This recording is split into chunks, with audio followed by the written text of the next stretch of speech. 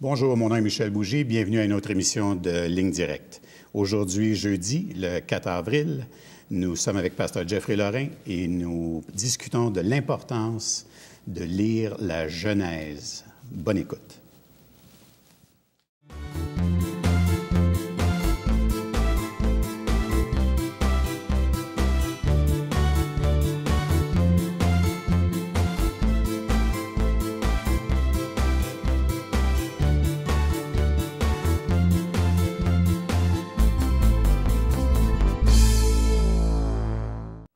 Bonjour, Pasteur Jeff. Bonjour, Michel. Ça va bien? Oui, très bien. Oui. Excellent. Alors, aujourd'hui, tel que promis à la dernière émission, je vais te poser une question très importante, mais avant, on va remettre notre émission et on va prier aussi pour nos autorités. Seigneur, on veut te remercier pour le privilège qu'on a d'être ici, pouvoir faire une émission, Seigneur, et puis te remercier pour cette liberté qu'on a de pouvoir parler de toi, Seigneur. On ne veut pas être méprisant, Seigneur, envers notre pays qui nous le permet. Nos lois nous permettent d'annoncer l'Évangile, de parler du nom de Jésus-Christ en toute liberté. Seigneur, continue à mettre des hommes et des femmes de foi autour de ceux qui nous gouvernent, Seigneur, à Ottawa, à Québec, dans nos municipalités, Seigneur. Partout où il y a des lois qui sont appliquées, qu'il y ait du bon conseil, Seigneur, dans chacun de ces niveaux de gouvernement. Et fortifie les croyants, Seigneur, qui œuvrent auprès de ces différents paliers de gouvernement. Alors, on te remercie, Père, pour ce temps, dans le nom de Jésus. Amen. Amen. Alors, Pasteur Jeff, depuis plusieurs semaines maintenant, on revient continuellement à la Genèse. On essaie de s'en sortir, et puis on s'en va dans le Nouveau Testament. Et tu nous ramènes encore dans la Genèse. Dis-nous pourquoi pour toi, c'est si important. C'est quelque chose là, de fondamental pour toi. Puis souvent, même quand tu vas prêcher à l'extérieur, souvent tu ramènes les gens, on dirait que tu recrées encore le fondement des choses. Dis-nous pourquoi. Bien, comme tu viens de le dire, c'est le fondement. Donc, si on n'est pas au clair sur le fondement, j'ai un autre fondement. Et si je bâtis sur un autre fondement que celui de la parole de Dieu, bien, je vais bâtir sur du sable. Je vais bâtir sur quelque chose qui va me tromper. Et c'est pour ça que je trouve que trop souvent, on a passé rapidement la Genèse, ou pire, on en a fait un livre, on disait, juste pour les enfants de l'école du dimanche. Tu sais, avec Adam dans le jardin, ou encore Noé avec son arche, et ainsi de suite. Et je trouve qu'il n'y a pas... on n'a pas réalisé notre besoin de revenir à ce qui a fondé. Tu sais, on parle souvent en sociologie du mythe fondateur. Tu sais, par exemple, Rome, quand on parle de Rome, on parle de Romulus et puis l'autre. Romulus et Romulus. Oui. Et puis, ces deux frères, deux jumeaux nourris par la louve, sont le mythe fondateur, ainsi de suite. Nous, finalement, les croyants, je ne dirais pas notre mythe parce que c'est une réalité, je ne veux pas le prendre dans le sens de mythologie, mais dans le sens de la réalité sur laquelle je dois bâtir, c'est ce texte de Genèse 1, 2 et 3. Les 3 premiers chapitres de la Genèse sont tellement déterminants pour comprendre. D'abord, je comprends ce que Dieu a fait. Donc, je me sors de l'idée... Les chrétiens se sont sortis à une certaine époque, comme les Juifs, se sont sortis de l'idée ambiante que la création, l'aspect physique de la création est mauvais et que ça a été le travail, finalement, d'un Dieu méchant qui a voulu, tu sais, qui a fait la matière, là, et que, finalement, le côté noble de l'homme, c'est juste son côté d'esprit, idée. Et que mon but dans la vie, c'est de sortir de ce monde physique pour aller dans le monde de l'idée, tu sais, le platonisme. Oui. Et ce dualisme qui est resté, puis qui est encore ambiant dans notre culture, fait de la réalité physique et non physique comme en opposition. Jusqu'à aujourd'hui, même des fois, c'est à l'inverse. Aujourd'hui, on valorise quasiment le côté physique contre le côté non physique de l'être humain. Bref, on a toujours ce dilemme. Par la parole de Dieu, j'en sors. Parce que la parole de Dieu me dit que la création de Dieu, toute la création de Dieu, elle a été créée bonne. Donc, le problème du péché n'est pas un problème de me sortir d'un état. C'est pas mon physique qui est le problème. C'est vraiment le péché. Puis là, il faut que j'identifie le péché. Parce que si c'est de ça que je vais être pardonné, si c'est du péché que je dois être délivré, bien, je suis mieux de trouver une bonne définition du péché. Et c'est pour ça que je pense que c'est important de revenir sans arrêt à ces 3 premiers chapitres de la Bible pour comprendre le restant. C'est comme une clé. Parce ce qui est vraiment important, c'est que, pour peut-être certains de nos auditeurs, c'est de voir comment on retrouve à l'intérieur de ces 3 chapitres tout un ensemble de connaissances qui, effectivement, vont devenir fondamentales pour la vie chrétienne. On y parle, par exemple, quand Dieu dit « Créons l'homme à notre image ». Et on y voit tout de suite là un discours autour de la Trinité. Quand on parle de l'importance que Dieu accorde à l'aspect physique, tu parlais de comment, dans le fond, philosophiquement, les Grecs nous ont amenés plus vers l'esprit, mépriser le corps, et puis ça a créé toutes sortes de problèmes qui perdurent encore jusqu'à aujourd'hui dans certaines sociétés au niveau de certaines formes de pensée. Fait qu'on voit vraiment que de s'attarder à ces 3 chapitres-là, c'est pas une perte de temps. Non, non, c'est essentiel. C'est essentiel pour comprendre tellement de choses. Tu parlais finalement quand l'homme est créé à l'image de Dieu. Donc, si ma communion avec Dieu est authentiquement restaurée, parce que comment je fais pour savoir si j'ai vraiment été racheté, j'ai vraiment été pardonné, je suis vraiment né nouveau, puis j'ai vraiment été réconcilié à Dieu pour que je me remette à redécouvrir Dieu dont j'en suis l'image? Jean nous dit, si tu vas le voir ça en aimant ton frère. Pas si tu aimes ton frère, tu vas voir Dieu. Mais si tu es réconcilié à Dieu, si tu dis vraiment que tu as découvert l'amour de Dieu, que tu as été réconcilié à lui, alors comment tu ne peux pas aimer ton frère qui est à l'image de Dieu? Si je suis encore en conflit avec les êtres humains, dont moi-même, eh bien, il y a quelque chose qui ne va pas dans ma communion avec Dieu.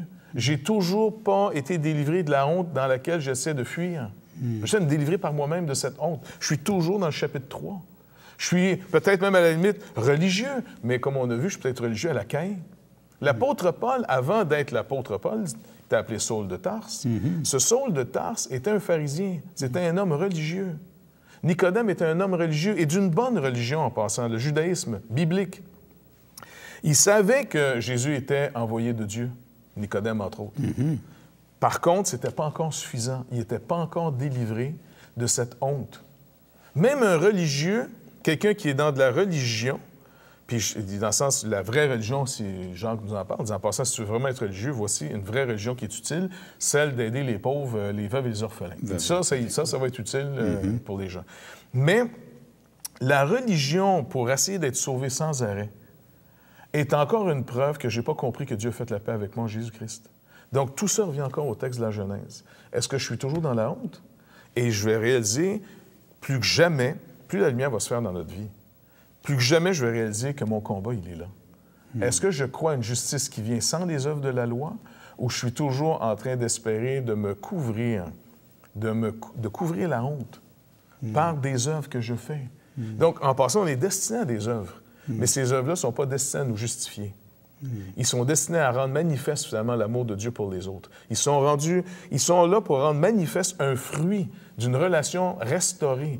L'être humain reprend réellement ce qu'il est. Mais combien de gens sont plutôt en train... Je ne sais pas, c'est le défi qu'on a.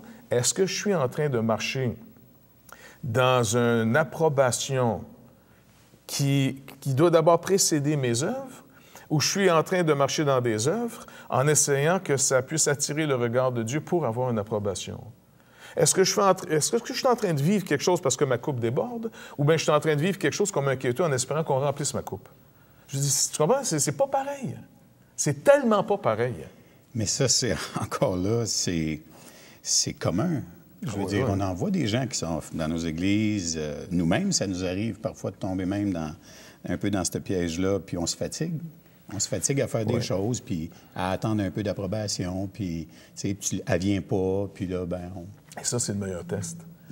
Quand le Seigneur, finalement, il va dire, regarde, puis là, parce qu'on se séduit nous-mêmes, c'est ça, vraiment, le drame est terrible. On fait des bonnes choses, OK? C'est même pas... Je suis pas en train de condamner qu'on fasse des bonnes choses. Faisons des bonnes choses, il n'y a pas de problème. Des bonnes œuvres, entrons par amour pour les autres. Mais, est-ce que Dieu va tester? Je suis sûr. J'aime mieux qu'il me teste maintenant, que j'ai la chance de me repentir, de changer de direction, de changer d'avis, de chercher à quelque chose de plus solide, que me réveiller trop tard un jour devant lui, puis que le Seigneur va dire, non, tu n'as pas marché dans ma provision. Je vais te raconter une histoire. Il y a plusieurs années, tu sais, tu es prédicateur, tu annonces l'Évangile, tu t'occupes d'une église, et puis j'ai un tempérament des fois un petit peu fougueux, tu sais, un petit peu... Et puis, je me rappelle, ça m'a attiré pas toujours que des bonnes affaires. J'ai fait des erreurs, des grosses erreurs souvent, tu sais. Et je me rappelle une, entre autres, qui avait été faite assez grosse, m'avait attiré la désapprobation, entre autres, de tout un mouvement évangélique. J'étais sur leur liste noire. Je veux dire, tu sais, vraiment, j'étais vu comme... Tant qu'à faire des erreurs... Écoute, tu sais, bon, ben là, je suis pris là-dedans. Fait que, bref, t'as beau t'excuser, tu reconnais tes torts, mais les gens sont contents de trouver ton erreur parce qu'il y a quand même, encore une fois, entre nous tous, une certaine compétition. OK? Bon, bref.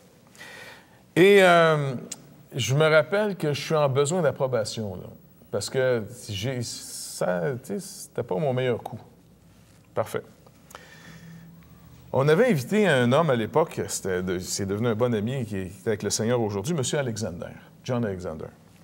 Et puis, M. Alexander, finalement, vient, on fait une série de conférences, et on avait finalement organisé ça avec d'autres églises, et l'Armée du Salut nous avait aussi loué leurs locaux dans le centre-ville. Fait que là, tout, on pourrait dire la crème, les dirigeants, tout le monde arrive pour écouter M. Alexander sur l'Apocalypse, entre autres. Moi, je suis en train d'écouter M. Alexander, je suis là, puis j'ai justement mes collègues qui, me disent « Attends, c'est le grossier personnage qui est là. » Puis avec raison, ça, je te dis. Et puis là, finalement, mais moi, je suis devant Dieu en disant « Bon, mais comment je m'en sors? Si je tombe dans le panneau d'essayer d'avoir leur approbation, j'ai vraiment tombé bas. Là, je tombe trop bas. Si d'un côté, je reste rebelle, puis je deviens... que je reste, en d'autres mots, le grossier personnage, je suis pas plus, j'en sors pas plus, tu comprends? Donc, je sors pas de mon problème si je reste rebelle, je sais pas trop comment t'expliquer ça, là. Et j'en sors encore moins si je deviens finalement quelqu'un qui essaie de quêter leur approbation en étant gentil. Je veux aller ni dans un chemin ni dans l'autre. Et puis, selon ce que je comprends des Écritures, j'ai péché et c'est contre Dieu seul que j'ai péché. Psaume 51. Je reconnais ce que je suis. Et par contre, je demande au Seigneur, purifie-moi avec les offres, et là, je serai vraiment pur. Annonce-moi l'allégresse. OK? Ça, c'est vraiment le psaume à mémoriser. Quasiment plus que le psaume 23. Je veux dire, parce que ça, c'est vraiment le psaume qu'à tous les jours, tu vas le vivre, le psaume 51. Bref, je suis là, tout le monde est là. M. Alexander est en train de parler. Puis je connais M. Alexander comme étant un homme, c'est au tout début, fait qu'il était encore plus suisse que suisse. Et les Suisses, pour moi, dans ma tête, c'est un peu comme les British. C'est pas des gens, contrairement aux Américains, qui font des compliments tellement en faire qu'à un moment donné, ça vaut plus rien. Parce qu'on travaillait avec des Américains aussi à l'époque. Et puis, ils te faisaient tellement de compliments qu'à un moment donné, tu disais, il y a un petit surenchère un peu. Bon. Tandis que le côté plus européen, plus british, surtout des Suisses, c'était pas des gens à donner facilement des compliments. Là, je me suis dit, Seigneur, moi, j'ai besoin d'approbation. C'est un besoin. Comme tu nous dis dans ta parole, ne cherchez pas la gloire qui vient des hommes, cherchez celle qui vient de Dieu. Et ce qu'on va faire, c'est que le punch s'en vient et on va le garder pour après la pause. D'accord. Alors, on vous revient tout de suite après cette pause.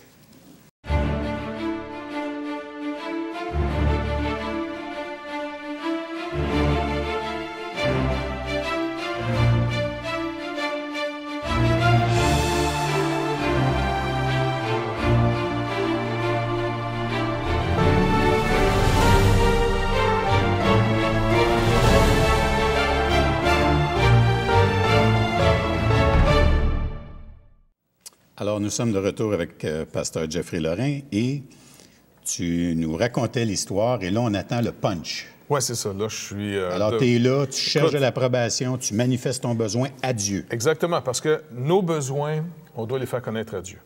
Puis encore une fois, la parole nous dit toujours, tu as deux sources possibles. Où tu cherches dans le monde, et dans le monde, ça peut être même dans le monde chrétien, peu importe. Tu cherches chez les gens une approbation, c'est là que tu vis ta gloire, ton mérite, ou devant Dieu, ton Père qui voit dans le secret. Alors là, j'ai dit, j'ai une super bonne occasion, j'ai un besoin d'approbation, plutôt que de finalement le quêter chez les gens. Seigneur, je vais te le demander ici et maintenant.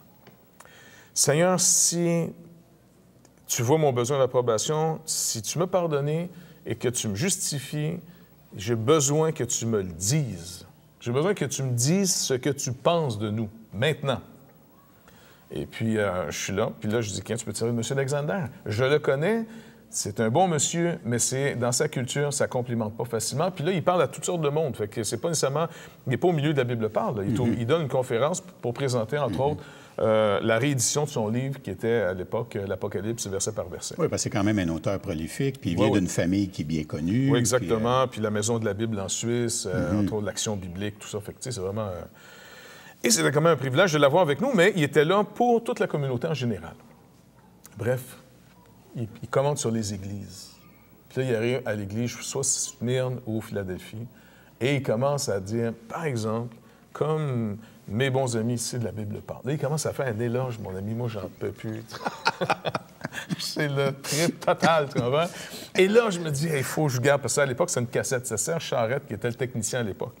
Et puis, je le vois en train d'enregistrer tout ça, tu sais, parce qu'il est dans le milieu de la salle, il fait le son. Puis là, je dis, cette cassette-là, on la garde, on la plaque en or, tu comprends-tu? C'est comme si je venais de recevoir mon diplôme, si on peut dire, par M. Alexander. Mais plus que ça, le Seigneur se sert de lui. Moi, j'ai rien demandé. C'était résultat d'une prière avec le Seigneur. Cherche d'abord la gloire de Dieu. Cherche auprès de lui la gloire, pas auprès des hommes. C'est bon. Fait que là, ça finit, le message finit. Je suis tellement content, je vais voir Serge. Serge, donne-moi cette cassette-là. Et Serge, dans un malaise terrible, dit, écoute, je ne sais pas t'expliquer ça. À un moment donné, la cassette s'est auto-détruite. Tu sais, des fois, il y avait des problèmes, ça sortait. Serge était... Puis là, il dit, écoute, fais-toi-en pas de toute façon, parce que regarde, il refait le même message au Saguenay la semaine prochaine. Ouais. Ah, là, je suis là. Mais d'un côté, tout de suite, j'ai eu l'impression que le Saint-Esprit me dit, t'as voulu pourquoi cette cassette-là? Et qu'il y a les autres encore? C'est pas long, hein? C'est pas notre long, justice hein? propre, la chair est là, elle profite de rien. Non. Plutôt que de dire, écoute, le Seigneur t'a donné son approbation, pourquoi tu vas aller écœurer encore les autres? Notre justice dans la chair, elle n'est pas une justice libre. Elle est une justice qui fait payer. Tout le temps. Je suis toujours plus juste qu'un autre. Tu comprends? On est juste les uns contre les autres. On est tous plus saints les uns contre les autres. On est tellement toujours en train de chercher l'erreur, plutôt que par cette justification d'être enfin dégagé de cette honte, non, on essaie finalement d'être juste au détriment d'un autre. Et quasiment au détriment de Dieu. C'est là le côté religieux dans l'homme qui est le plus difficile à cerner pour l'abattre afin qu'on marche librement avec Dieu, humblement avec Dieu. Je te dis, tant qu'on est dans un esprit religieux, il est autant à condamner, il est peut-être beaucoup moins évident parce qu'il fait du bien, l'esprit religieux, mais il fait partie des 3 catégories que Paul condamne. C'est facile de condamner la première catégorie dans Romains chapitre 1, les gens qui sont vraiment dans la perversité, puis à la fin, ils vont même légaliser leur perversité. OK? La deuxième catégorie, c'est les moralistes. Moralistes, croyants ou non, peu importe, des gens qui sont morales. Ils sont eux aussi condamnés parce que Paul leur rappelle qu'ils font les mêmes choses. Et finalement, il n'épargne pas non plus les Juifs qui représentent la religion par excellence. Et il dit, toi qui te donnes le nom de Juif. Et là, il finit en disant, j'ai fait la preuve que tous, Juifs ou Grecs, sont sous l'empire du péché. Et donc, c'est cet empire du péché qu'il faut démasquer. Plus que simplement de dire, on est gentil, pas gentil, puis le chrétien, c'est quelqu'un de gentil. Des fois, les chrétiens sont tellement gentils qu'ils en sont fendants pour tout le monde. Tu sais. Ils ne sont pas agréables parce qu'ils sont moralistes, ils sont condescendants. Et puis, on devient des gens qui, je sais pas, mais les gens ne veulent pas passer leurs vacances avec nous autres parce qu'on n'est pas agréable. Et même à la limite, les chrétiens qui vivent trop une vie religieuse, entre guillemets, le côté religieux, je parle d'essayer je sais pas, des œuvres, tu sais. Tu comprends? Oui. Mon esprit là, qui disait hey, « donne-moi la cassette, m'en fait écouter aux autres ». Vu que c'est par une cassette qu'ils m'ont tous pogné, m'a leur sorti une autre cassette, m'a la donné celle-là, pour leur dire « Voyez, même M. Alexander me trouve très, très bon, gentil. » C'est là le côté que je te dis, le Seigneur veut nous délivrer de cette idée de sortir par nous-mêmes de la honte. On ne sort pas de la honte par nos œuvres. On sort de la honte par le pardon. On sort de la honte en entendant que le Seigneur nous a tellement aimés qu'il nous a donné son Fils unique. Pas pour nous rendre capables, pour qu'on soit justifiable, mais pour que finalement, dans notre pire moment, dans notre condamnation, il nous déclare à la croix du Calvaire, où là, il a donné son Fils pour nous, que là, il déclare son amour pour nous, afin que quiconque veut vienne. Tu comprends? Autrement, on bâtit sur autre chose qui va être détruit. C'est pas plus compliqué que ça. Le psaume 51, je te dis, c'est un psaume à lire et relire et relire. Je dis, trop de chrétiens ont perdu la joie de leur salut parce qu'ils ne savent pas de quoi Dieu les a sauvés. Et puis, on porte des fardeaux inutiles. Et encore, regarde, peut-être non, je vais regarder ça pour un peu, pas qu'on s'en noyer le poisson dans l'eau, là. On va voir qu'après la chute, après avoir brisé finalement la confiance que Dieu nous a demandé de lui faire confiance, mange pas l'arbre de la connaissance du bien et du mal. C'était peut-être juste pour une saison, qui était pour nous donner après ça cette capacité de connaître les choses. Mais pour l'instant, il dit non, fais-moi confiance. Fais confiance à ce que je te dis. Va pas par toi-même chercher, en d'autres mots, une information étrangère. Tu sais, c'était un peu représenté par l'arbre de la connaissance du bien et du mal. On a désobéi à ça. Est-ce qu'on est devenu plus savant après? Est-ce qu'on a eu un ajout d'informations après? Est-ce que l'arbre nous a donné plus d'informations? Non, il ne nous a pas donné plus d'informations. La seule chose que ça a produit, il nous a donné maintenant une autre interprétation. Je ne suis plus capable de voir dans la lumière de Dieu. Je suis devenu aveugle à cette lumière. Je ne vois plus comme Dieu voit les choses. Je ne me vois plus comme Dieu voit. Et c'est qu'en Jésus-Christ que je réentends ce que Dieu dit de moi. Et je dois faire confiance à ce que j'entends parce que c'est par la foi que le juste vivra. Et la foi vient de ce que j'entends, pas ce que je vois. Donc, il faut que je fasse confiance à ce que Dieu dit maintenant. Et un jour, ce que Dieu me dit de moi, de toi, de tout le milieu ici, eh bien, mes yeux le verront. Mais pour l'instant, c'est caché en Christ, et Christ est caché en Dieu. Mais quand Christ paraîtra, alors on paraîtra. Est-ce que c'est pour ça aussi que, et puis c'est intéressant, cette semaine, on entendait l'analogie qui était donnée par un de nos chantres que quand on montre un drapeau blanc, habituellement, c'est parce qu'on est battu, on est défait. Et puis lui, il donnait l'exemple que quand, dans la foi, on lève le drapeau blanc, c'est qu'on a la victoire. Et en fait, ce n'est que par cette abdication qu'on va recevoir ce que Christ a à nous donner. Oui. Et puis quand on regarde, dans le fond, dans le moment, on n'a pas d'informations additionnelles, il n'y a rien de changé quand on accepte Christ, on est encore tout là, sauf que là, on accepte cette nouvelle lumière. On accepte, dans le fond, de recevoir ce que Dieu dit des choses. Et comme on peut le voir, c'est un apprentissage qui est extrêmement long. C'est une vie, parce qu'on doit finalement, il y a le défi de la chair tous les jours. Et cette chair, on va avoir à la combattre. Au fond, ne pas l'écouter, d'accepter que ça ne fonctionne pas comme elle perçoit les choses, mais d'accepter que par la nouvelle création que nous sommes devenus, ce que le Seigneur Jésus-Christ nous dit est vrai, plus vrai que ce qu'on peut voir. Et ce n'est pas un phénomène, en passant, si bizarre que le Seigneur nous demande. Nous avons bâti un monde technologique entièrement sur ce qu'on sait et non sur ce qu'on voit. Tant qu'on vivait de ce qu'on voyait, on était pris dans des fausses interprétations. Mais la journée qu'on a découvert des lois et que ces lois n'étaient pas visibles, mathématiques, et ainsi de suite, on a fait des choses aujourd'hui qu'on prend tellement pour acquis. Regarde, que les gens puissent nous voir en ce moment, c'est une technologie... Écoute, comment tu peux expliquer ça? Moi, je ne comprends même pas comment ça fonctionne. On prend l'avion. Je veux dire, c'est bâti, c'est fait sur des lois, on accepte des lois, on découvre et on accepte et on communique verbalement, on communique ces lois que nous croyons parce qu'ils sont véritables, ils sont vrais, ils ont été éprouvés dignes de foi. Alors, finalement, là-dessus, eh bien, on bâtit tout un monde. L'homme est une créature qui vit de la parole. En passant, si je ne fais pas attention à ce que j'écoute, je vais ici y croire. Donc, je peux croire des faussetés puis m'égarer. Donc, le Seigneur ne nous a jamais demandé quelque chose de si étrange que ça, que de lui faire confiance sur parole. Et un jour, il dit, si tu crois, tu verras la gloire de Dieu. Donc, pour l'instant, c'est d'entendre et de croire. Le Seigneur ne nous trompe pas. Et quand il nous dit qu'il nous a entièrement pardonné en Jésus-Christ, par Jésus-Christ et par Jésus-Christ seul, et ça sans nos œuvres, si on ne le croit pas, on ne verra pas l'œuvre de Dieu. Pourquoi? Parce qu'on a continué à bâtir sur nos œuvres. Et on a essayé de bâtir une justice. Et on va voir, peut-être dans la prochaine émission, j'aimerais ça qu'on puisse voir, on n'est pas juste devenu injuste. On est devenu malheureusement juste, mais bizarrement juste. Juste contre Dieu. Juste contre Dieu et juste contre l'autre. Et finalement, juste contre nous-mêmes. Puis le personnage qui va peut-être le représenter le mieux, c'est Judas. Intéressant. Et puis, tu mentionnais aussi dans une prédication la différence entre savoir et croire. Je pense que ce serait important peut-être juste qu'on l'établisse, cette définition-là. Je pense que c'est Saint-Augustin qui essayait de figurer entre la différence entre croire une chose et savoir une chose. Savoir une chose, c'est que je l'ai vu. Donc, il n'y a plus d'intermédiaire entre moi et la chose que je vois. Tu sais, dans le sens, je crois pas qu'il y a un verre d'eau ici, je sais qu'il y a un verre d'eau ici.